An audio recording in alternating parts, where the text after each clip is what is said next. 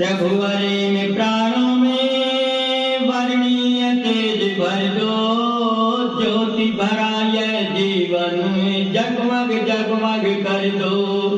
प्रभुवरे में प्राणों में वर्णीय तेज भर दो, ज्योति भरा यह जीवन जगमग जगमग कर दो। रमो रोम रोम में तुम प्रतिपालक हो मेरे, रमो रोम रोम में तुम प्रतिपालक हो मेरे। सुख शांति भरे वैभव वरदान है सब तेरे, आनंद सुधा से भरे जीवन अमर कर दो। प्रभुवरे प्राणों में वर्णीय तेज भर दो, ज्योति भरा यह जीवन जगमग जगमग कर दो। जग के उत्पादक तुम, प्रेरक व विकासक तुम, जग के उत्पादक तुम, प्रेरक व विकासक तुम, दुख गंध विनाशक तुम, श्रुति ज्ञान प्रकाशक तुम। निज ओज तेज भर कर मन प्राण अभय कर दो। प्रभुवरे प्राणों में वर्णीय तेज भर दो, ज्योति भरा यह जीवन जगमग जगमग कर दो। हम ध्यान धरे तेरा, स्तुति गान करे तेरा, हम ध्यान धरे तेरा, स्तुति गान करे तेरा। हम प्रेम का अमृत ही निपान करे तेरा, हम प्रेम का अमृत ही निपान करे तेरा। सूचि पुण्य सुकर्मों में, सूचि पुण्य सुकर्मों में यह बुद्धि विमल कर दो। प्रभुवरे प्राणों में वर्णीय तेज भर दो, प्रभुवरे प्राणों में वर्णीय तेज भर दो। ज्योति भरा यह जीवन जगमग जगमग कर दो, ज्योति भरा यह जीवन जगमग जगमग कर दो। सत्य प्यारे ब्रह्मचारी, प्रातःकाल की पवित्र वेला में हम लोगों ने यज्ञ का कार्य किया, जो संसार का सबसे श्रेष्ठतम कार्य है। यदि हम अपने जीवन में श्रेष्ठ कर्म करते हैं तो उनका फल हमको सुख के रूप में मिलता है, और यदि दुष्कर्म करते हैं तो उनका फल हमें क्या है, दुख के रूप में मिलता है। अभी मैंने ये मंत्र बोला था, अश्वन्वति रीयते। एक पत्थरों वाली नदी जो है ना बह रही है। इस संसार को क्या बताया वेद ने? पत्थरों वाली नदी बह रही है। अब पत्थरों वाली नदी होती ना, कहीं आप गए होंगे, कहीं अवसर मिला होगा हरिद्वार आदि जाने का या उत्तरकाशी आदि जाने का, तो वहाँ जहाँ पर तेज धारा से तेज पानी बहता है और वहाँ पत्थर पड़े हुए, तो वहाँ पैर जमना मुश्किल हो जाता है और पैर घायल हो जाते हैं। स्वामी दयानंद के जीवन में आता है ना, जिसमें स्वामी दयानंद सरस्वती महाराज अलकनंदा को पार कर रहे थे, तो उसमें क्या थे, बर्फ के टुकड़े थे और बर्फ के टुकड़ों ने उनके पैरों को घायल कर दिया था और फिर बाहर निकल करके पड़े रहे काफी समय तक, बहुत देर में जाकर के होश आई। तो संसार रूपी क्या है, जो संसार जो है जो क्या है, इसमें ये जो संसार का चक्र है, इसको क्या पत्थरों वाली नदी कहा है। वो पत्थर क्या है, वो पत्थर क्या है, इसमें जो हमें तबाह करते हैं, जो हमारे जीवन को बर्बादी की ओर ले जाते हैं, जो हमारे जीवन का विनाश करते हैं, जो हमारे जीवन को मिट्टी में मिलाते हैं, वे पत्थर क्या हैं? काम, क्रोध, लोभ, मोह, अहंकार, ईर्ष्या, द्वेष, आलस्य, प्रमाद, निद्रा, अब्रह्मचर्य, बुद्धिहीनता। ये सारी चीजें क्या हैं, हमारे जीवन को क्या है, तबाह कर देती हैं। तो वे कहता है समरभध्वम, उत्तिष्ठत, उठो, खड़े हो जाओ, समरभध्वम, एक दूसरे का सहारा लेकर के उत्तरत, और इस नदी को सब मित्रों पार करो।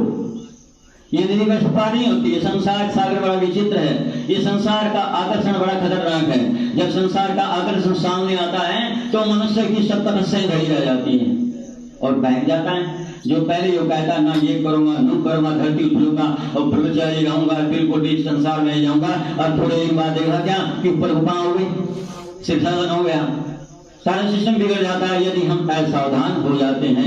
ये इसलिए इस नदी का नाम क्या रखा? पत्थरों वाली नदी रखा है। ये बड़ी खतरनाक है, जीवन को तबाह कर देती है। और यदि हम जो हम ये बताए काम क्रोध लोभ अहंकार, यदि हम इनको छोड़ना चाहते हैं तो झटके के साथ छूट सकते हैं। ऐसा नहीं कि भाई धीरे धीरे छोड़ देंगे। किसी देखो भाई बीड़ी छोड़ देने हैं, छोड़ो बीड़ी क्यों छोड़ रहा, क्या परेशानी आ रही, छोड़ो यार। अरे यार क्या करूं, जब रोटी की खा लेता हूँ ना, और रोटी खाने के बाद जब एकदम तलब लगती है, हड़क से भरती है, सोचता हूँ कैसे हाथ लग जाए। तो इस प्रकार से आदमी परेशान हो जाता है। लेकिन ये चीजें होती है झटके के साथ छूटती है। कैसे झटके के साथ छूटती है? स्वामी श्रद्धानंद को आप सभी लोग जानते हैं। उनका बचपन का नाम मुंशीराम था, और मुंशीराम जो थे क्या थे, एक धनाढ्य पिता के पुत्र थे और बड़े लाड प्यार से पले थे। अपने पिता की छोटी संतान थे और उनमें सारे दुर्व्यसन आ चुके थे। क्या उपन्यास पढ़ना, क्या शराब पीना, क्या व्यभिचार करना, क्या वैश्याओं के नाच गाने में जाना, मतलब समस्त जितने संसार के अंदर दुर्गुण होते हैं वे उनके अंदर आ चुके थे। तो एक बार की बात है, स्वामी दयानंद सरस्वती की महाराज का क्या आगमन बरेली में हुआ, और वहीं पर क्या थे, मुंशीराम जी के पिता नानक चंद जी, वो थानेदार आदि थे, कुछ बड़े अधिकारी थे, वो भी वहां थे। तो उनकी ही स्वामी जी के व्याख्यानों की व्यवस्था करने का जिम्मेदारी उन्हीं के ऊपर सौंपी गई।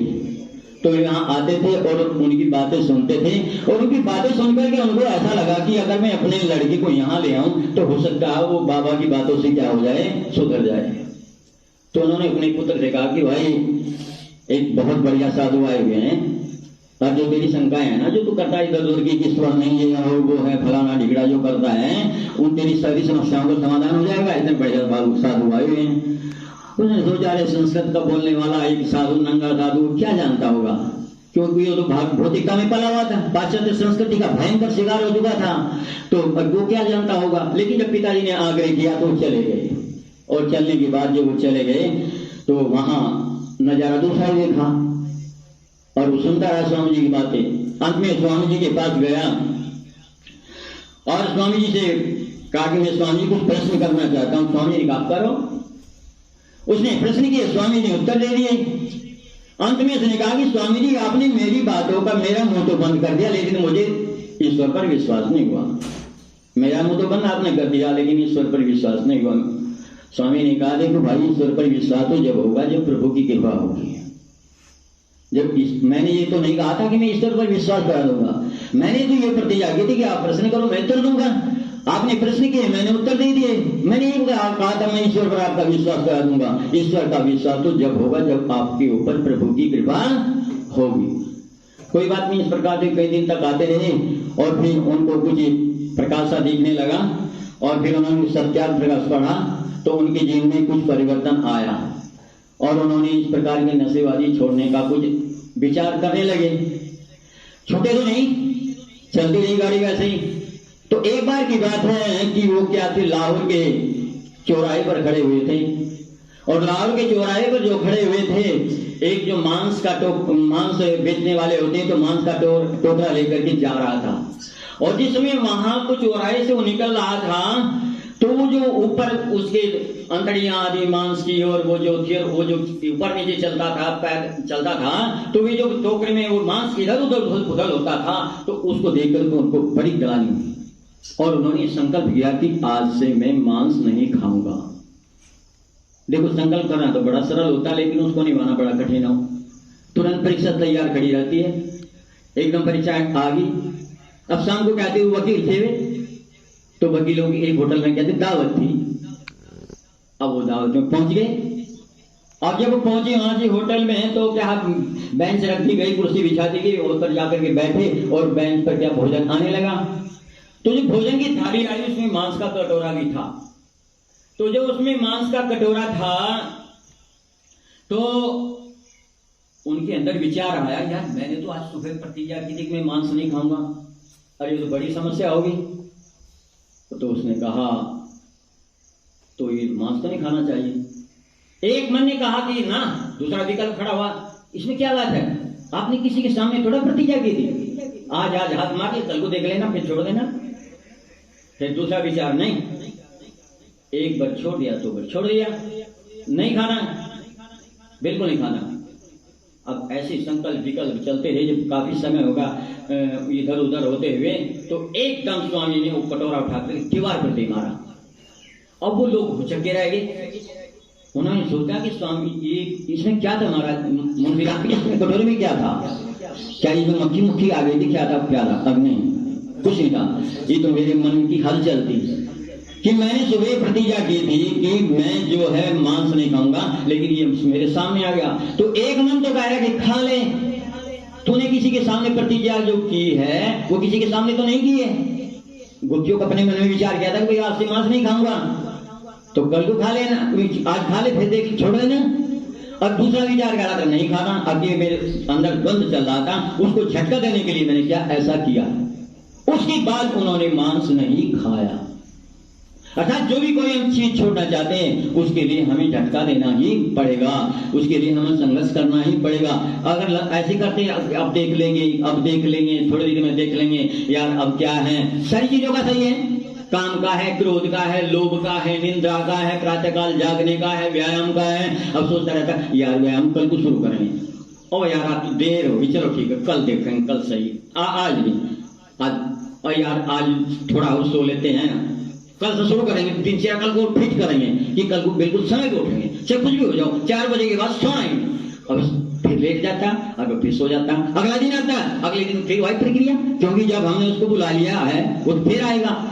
एक जो रिश्तेदार होता है ना, यदि उसकी अच्छी तवज्जो कर दी जाए ना रिश्तेदार की, तो बार बार आता फिर वो।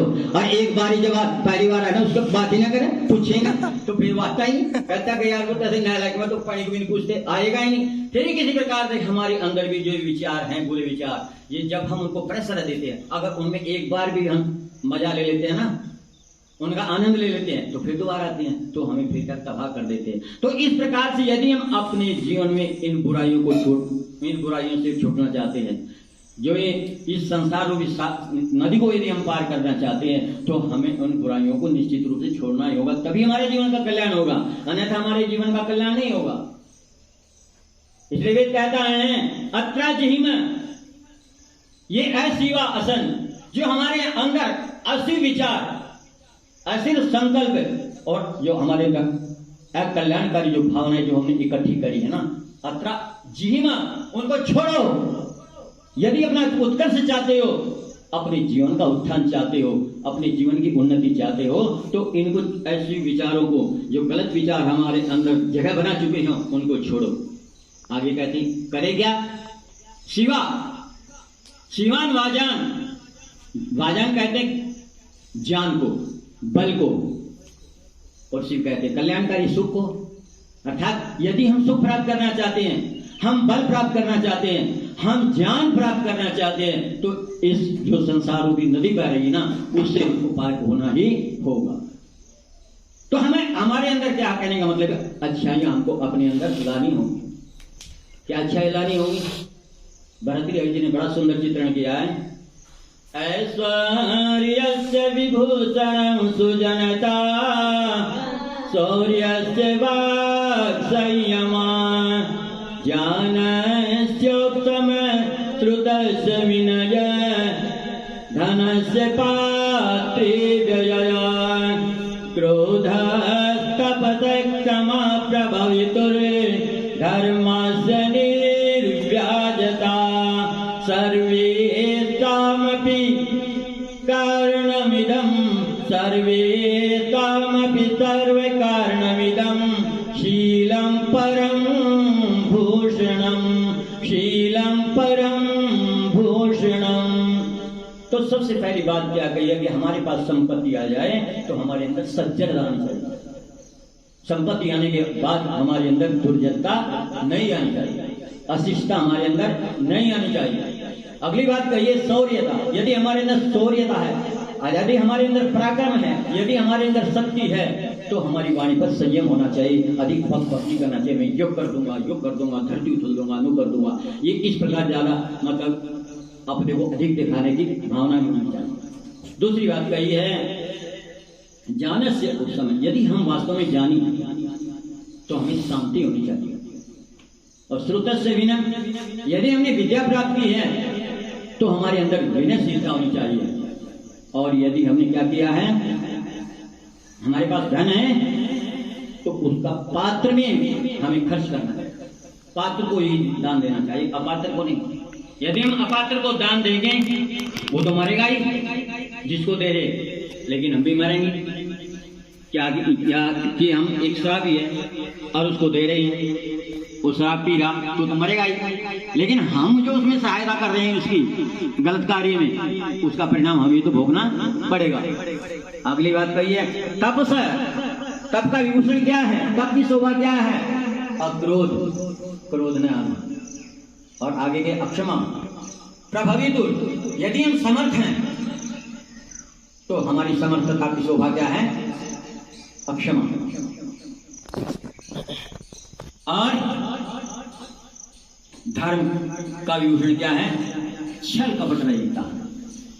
धर्म के नाम पर जो छल कपट करते हैं, लोगों को बहकाते हैं, किसी को क्या करा देते हैं, वैतरणी पार करा देते हैं, किसी को कुछ करा देते हैं, तो क्या धर्म का लक्षण विभूषण क्या है, निश्चलता। और सबका जो मूल कारण है वो क्या है, शील, चरित्र। यदि चरित्र नहीं है, सब कुछ होते हैं, सब क्या है, सब बेकार हैं। तो सबका आभूषण क्या है, चरित्र।